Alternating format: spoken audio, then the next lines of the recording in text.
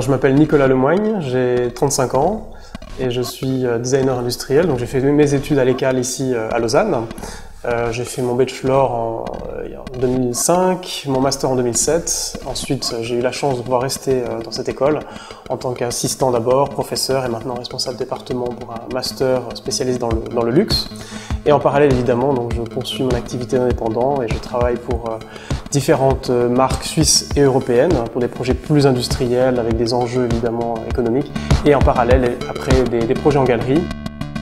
L'art optique a quelque chose pour moi, en effet, toujours de très intéressant. J'ai toujours été fasciné par ces images, ces tableaux, ces compositions, ces œuvres qui semblaient bouger d'elles-mêmes. Enfin, il y a en tout cas une force, une énergie qui se dégage de ces tableaux, de ces illustrations qui m'ont toujours en tout cas beaucoup séduit. Et c'est vrai que pour un designer, on a l'impression de passer de la deuxième à la troisième dimension, mais en étant toujours très plat.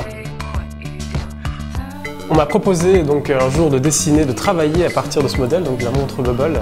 Et c'est vrai que j'étais très séduit par la montre que je connaissais évidemment et qui pour moi représentait un peu un ovni finalement dans un univers assez codifié, très carré, où finalement les choses évoluent toujours avec une nouvelle technologie, avec des nouvelles tendances, mais finalement assez doucement.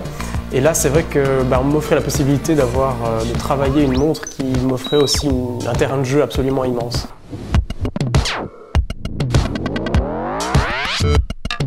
Là, tout l'enjeu, en fait, pour moi, était vraiment de ramener cette troisième dimension sur le cadran, donc de passer de nouveau de la deuxième à la troisième dimension, enfin en tout cas la ressentir, et par le biais évidemment pas le volume, parce qu'on ne peut pas créer des choses en 3D, mais plutôt par les ombres en fait, en essayant de créer des ombres, obscurcir avec une couleur simplement pour créer comme une illusion de volume.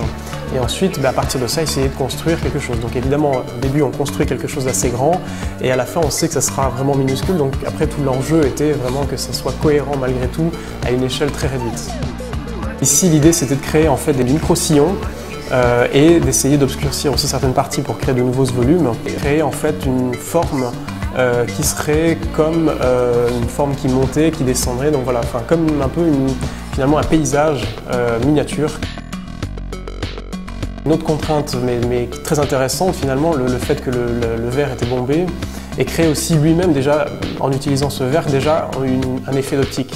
Et c'est vrai comment après mélanger ces deux éléments pour créer quelque chose qui soit de nouveau très cohérent. Un des deux projets par exemple, j'ai simplement essayé de finir la sphère, donc la sphère, finalement la demi-sphère du verre, et par le biais du cadran, essayer de redessiner l'autre sphère. Donc au final, on a créé quelque chose de complètement en volume, complètement sphérique, qui va complètement au maximum finalement de ce que la Bubble peut offrir.